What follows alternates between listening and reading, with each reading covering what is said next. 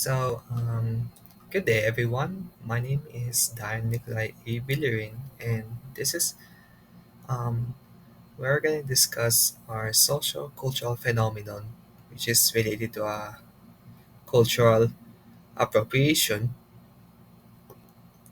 So, next slide.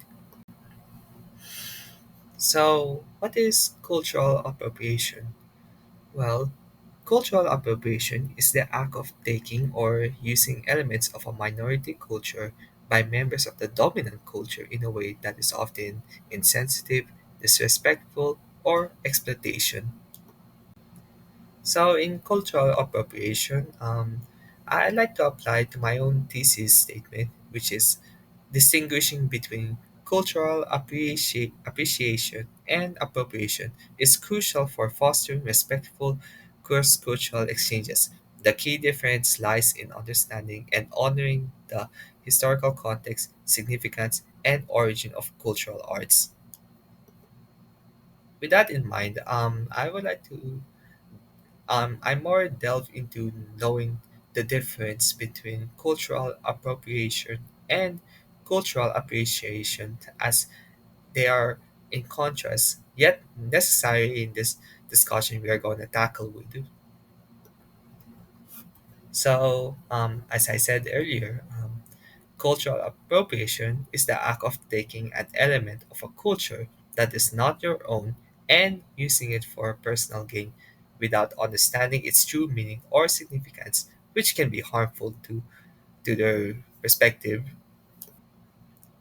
And whereas for cultural appreciation is the act of respectfully seeking to learn about and understanding another culture. According to the source in YouTube I watched just now, it's no, I just watched in YouTube. Cultural appropriation was first published in print of 1945. Then it was gained popularity, or more like gained notice in the 1970s. This has been going on as a debate ever since then, and which is also its foundational meaning on how it started in the form of globalization. One of it's just one of the process on how it all began. And also when it comes to cultural appropriation, mm, it is advised when people are engaging cultural appropriation that it is about learning their own culture, listening to people from other cultures, and considering the historical and social context of cultural symbols. In other words, a genuine cultural exchange should be a mutual process of learning and sharing. According to the sources, this highlights the concept emerged from academic discussions on Western colonialism and is typically applied when a dominant culture, such as white or Western populations, adopts elements of non-Western or non-white cultures. So now to point out my statement, the central issue is the power of dynamic between the two groups. It's not simply about the cultural exchange, which is a reciprocal process. Instead, cultural appropriation is seen as a one sided act where the dominant group benefits while the originating culture, which is the other group of culture, the minority ones, may face discrimination or persecution for the same elements. And to mostly to such cases like this, according to my sources, this leads to a big mistrust, especially to the bigger dominating culture, because it just shows that their origins could be described as fake or not genuine as their own.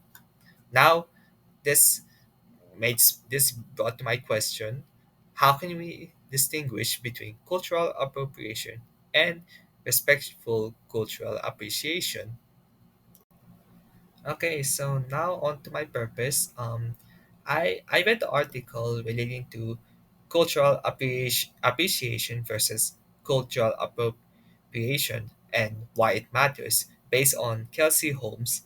When it comes to interacting with other cultures, one of our the first steps to interacting with other culture for as a form of cultural appreciation is knowing our own culture. And knowing our own culture is through self-reflection, which will make you better be able to understand the differences and determine what important is culture across the world. Second is listen first genuinely. And as the name stated, instead of trying to um, demanding others for them to be understood your culture, we must first take the initiative to listen others first, as it is the first step to gain trust and, of course, our means to appreciate other people's culture because it is their origin. And third, to consider the context.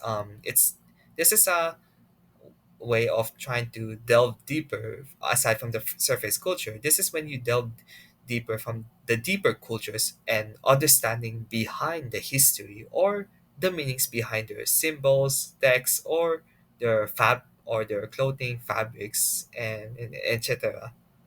And of course, lastly, as you and the fourth one, as you actually understand their culture, in return, you get to share your own culture. Of course, not trying to forcefully or, like I said earlier, demanding them to be understood. You just simply share your own culture that is a means of understanding. And by achieving those, through all that, we will the purpose of it will be fulfilled as we are able to avoid causing harm and offense, to acknowledge and address power dynamics, and to foster genuine connection and learning. For that is my purpose on why I want to share and discuss this meaning behind it. So, as you can see on my next slide, the cultural appropriation, and these are my examples right here. And as I delve deeper, I got to understand that, or this question, how does this cultural appropriation issues happen? Well, back in the primitive times, as stated earlier, cultural appropriation happens when a bigger and dominating cultural group dominates the minority group, which resulted from them being exploited or to be taken from their origins, which is disrespectful. But as today in modern times now, from the present, what made this cultural appropriation happen is that um, mostly this was actually more exploited by the well-known famous people such as the celebrities, singers, YouTube or TikTok users, and even businesses also counts that the clothing was being exploited from another country, and of course that also includes brands which they try to uh, create making a replica as their own, and that's that's why mostly those who are who caught on to that scandal, well, did not end well, as because of course this is like a double-edged sword, knowing that if this ever caught, they this will be a huge backlash that took away all their fame that they've worked hard so far. Of course, this is such cases like this are somehow unintentional. It's not like they mean to, but it's just that to them they see it as disrespect, and that's why cultural appreciation is actually fundamental to know. It's fundamental that why we need to show how we appreciate it in return. Okay, so here's my conclusion, or I to my takeaways. Aside from the facts about cultural appropriation and understanding its cultural effect, it is fundamental an ethical way to display learning, respect, and of course, appreciation. Notice that we are all global citizens. There will be differences, but that does not mean we have to disregard that differences are what turn us to view it as abnormal. And that abnormality will think that they can make it their own when there was an original belonging from them.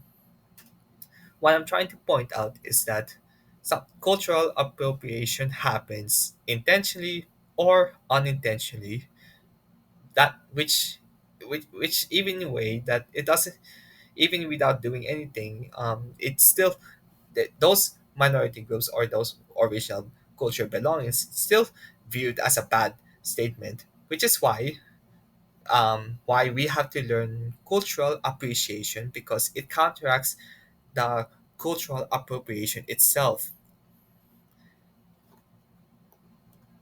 Cultural appreciation makes up something in return, because without it, all that's left is just all misunderstandings. And without giving a clear feedback, this may this may result to distrust towards from one and another. We, of course, I'm not saying this as a means just to trust, but I'm also pointing out that cultural appreciation is also comes from genuine interest and learning, that we not because we all want to know that the origins of other culture belongs to them, and it is right that they, they own this culture. It's not something we should ex- exploit it, but something that we could share it from, and thus this forms us all in globalization. Anyway, so here are all my references right here. Yep, and thank you so much for watching, and have a great day to all of you.